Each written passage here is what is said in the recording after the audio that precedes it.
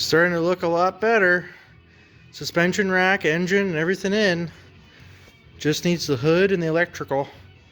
If you want to kill it, you gotta pull the spark plug caps off.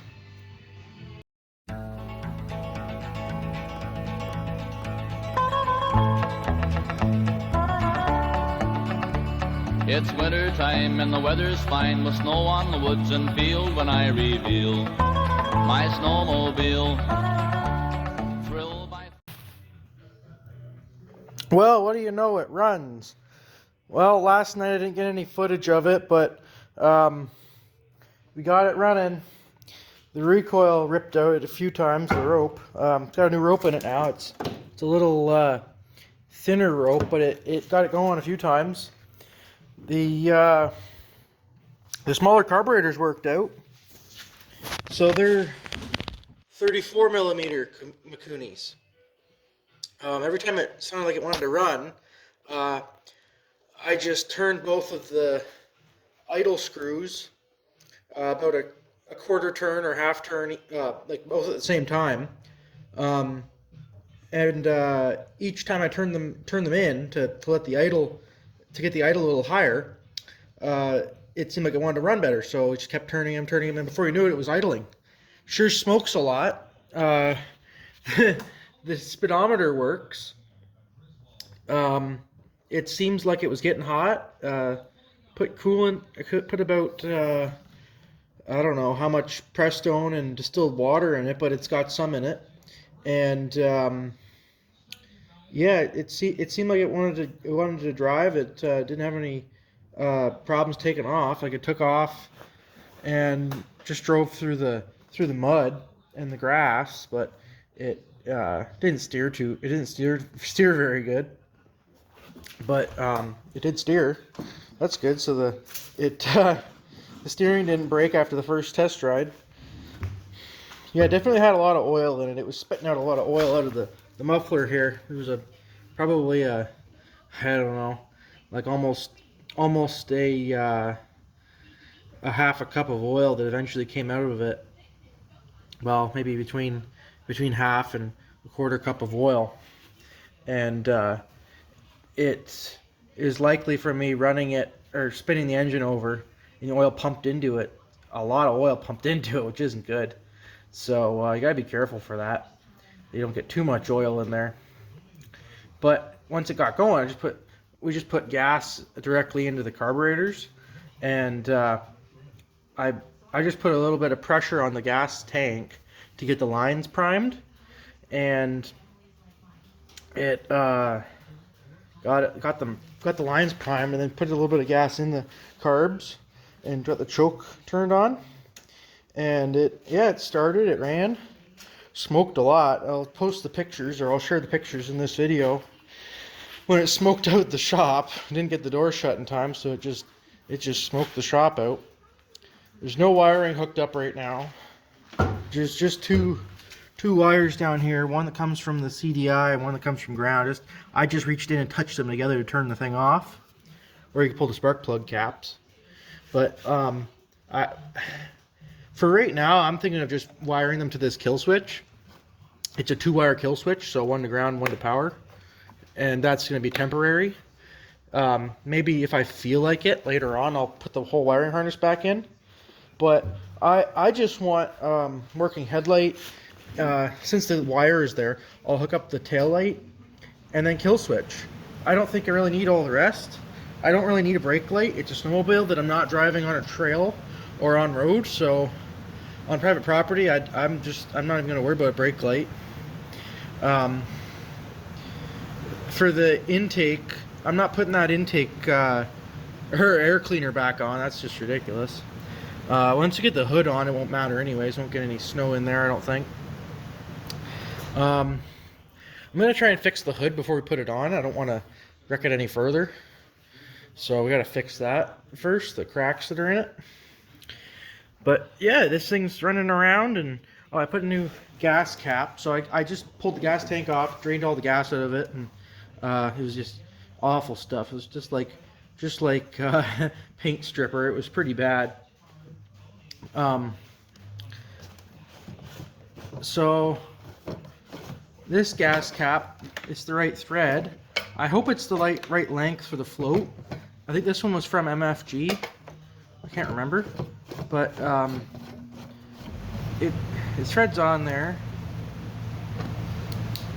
and it holds on there. It's vented. I just don't know how accurate. Like right now, the tank's pretty well empty. I only put maybe a liter or a quart of gas in it, so it doesn't have much in it.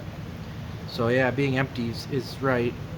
I'll try it. Like I'll put more gas in it and see how accurate it is. But that would be nice if we did have a indication of how much gas is in the tank when we're driving it. The oil tank, oil reservoir, kind of jimmy rigged some pieces. It was really fine thread on that thing on the bottom, and the plastic piece broke, so I had to use a piece of steel pipe I found that was the right thread, and I just cut it shorter and ended up using one of the pieces from a gas tank grommet or whatever replacement, and it came with a little elbow, or like a little 90, and it fit almost perfect into that piece of pipe. I put a rubber piece in between them and then a hose clamped it, and can't tell very well, the picture's not very good, but anyways, it's a jimmy rig fix, but it worked. And yeah, it's definitely getting oil to it, that's for sure.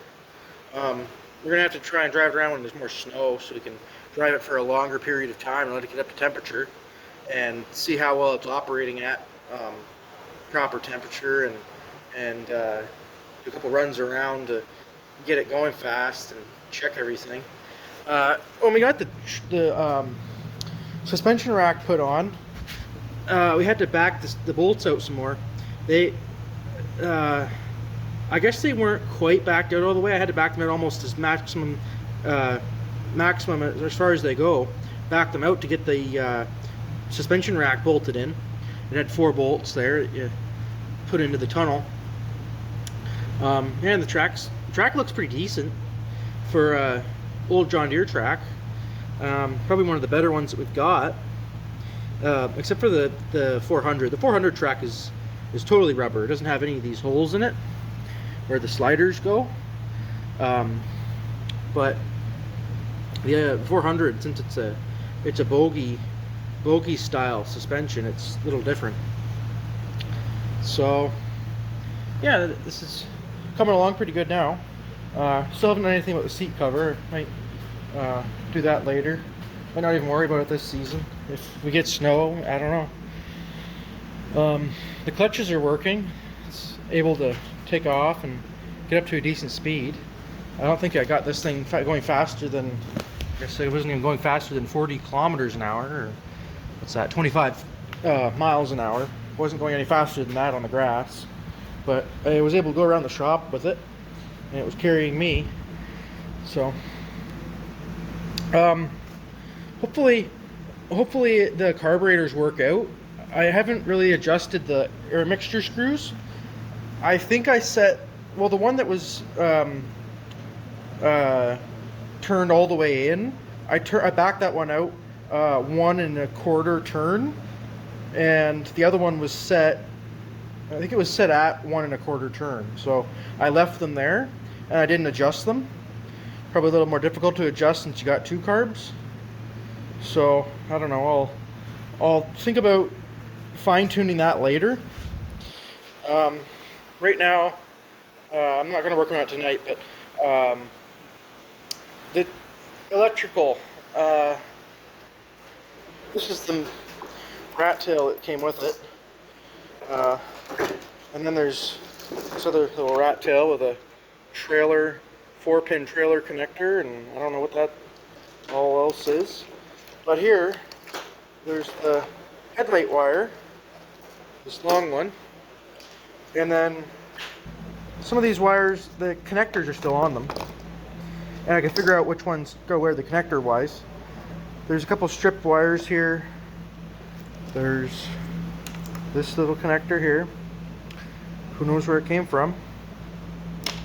And I still don't know which wires go to the voltage regulator, which is mounted here on the frame. and it's got 2 wires coming off of it.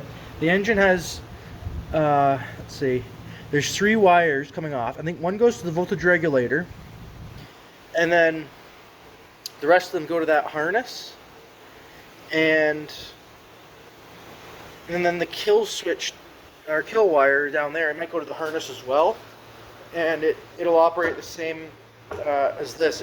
This will kill it, the kill switch, and then the key also will kill it. It's pretty simple.